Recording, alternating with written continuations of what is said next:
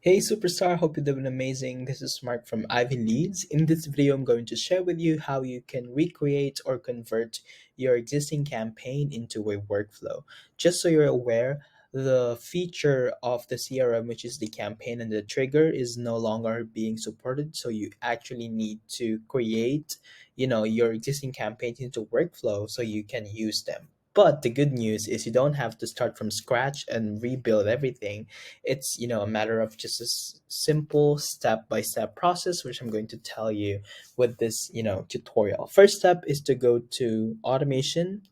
From here, you can see the three things here: the campaign and the trigger. So our goal is to actually convert whatever campaign you have, so you can use that as a workflow. So if you go to campaign, you can see that there is a banner here: campaigns are no longer maintained, please move to workflows. But don't worry, because you don't have to recreate all these campaigns.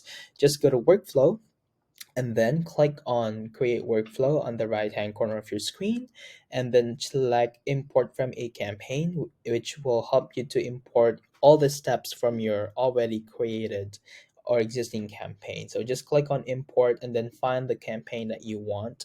For example, let's use this test campaign just for an example. Click on import and it will recreate that whole process from A to Z. So, for example, that you know campaign that we chose has only two steps, then that will actually recreate that from what you already have. So just make sure that you still review each of the step or sequence, making sure that you got the right copy, you got the right steps, and nothing is missing in the steps. Once you're done with that, you can rename it, and then make sure to click on save and make sure to publish your workflow. Then that's how you recreate the campaign into a functioning workflow so you can still use the automation that you already have. If you have any question regarding this tutorial, let us know so we can give you more clarity.